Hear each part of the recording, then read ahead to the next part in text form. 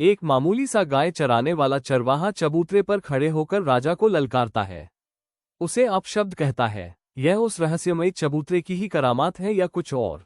चरवाहे और उस रहस्यमयी चबूतरे की पूरी बात राजा भोज अपने दरबार में उपस्थित सभी सदस्यों को कह सुनाते हैं। राजा भोज की बात सुन दरबार में उपस्थित ज्योतिषी बोले, राजन, ये तो कोई चिंता करने वाली बात नहीं है, बल्कि यह तो शुभ संकेत है। महाराज, हमें तो लगता है बहुत जल्द आपको कुछ बहुत बड़ा हासिल होने वाला है। ज्योतिष की बात सुन राजा भोज हैरानी के साथ साथ खुश भी हुआ। वो कुछ बोलता इससे पहले ही दरबार में मौजूद विद्वान पंडित भी बोल पड़े, महाराज, ज्योतिषी बिल्कुल ठीक कह रहे हैं। आपको उस चबूतरे की खुदाई करके देखनी चाहिए।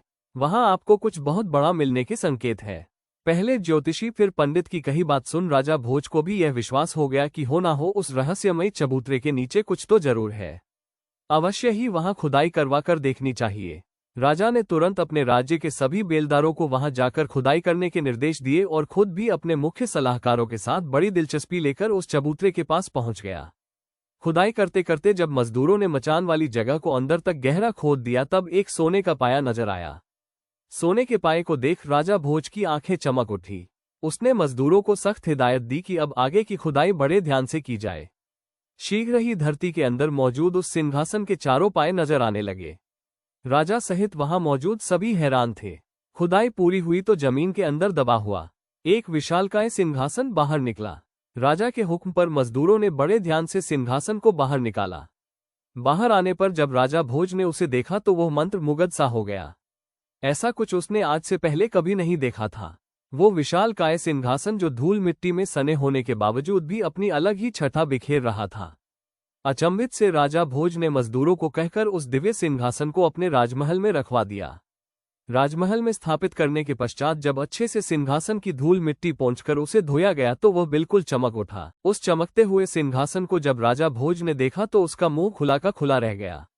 जिस किसी ने भी उसे देखा वो बस उसे देखता ही रह गया। उसकी चमक ऐसी थी कि उसे एक नजर देखे तो आंखें चौंधिया जाए। वो विशालकाय सिंहासन किसी अजूबे से कम नहीं लग रहा था।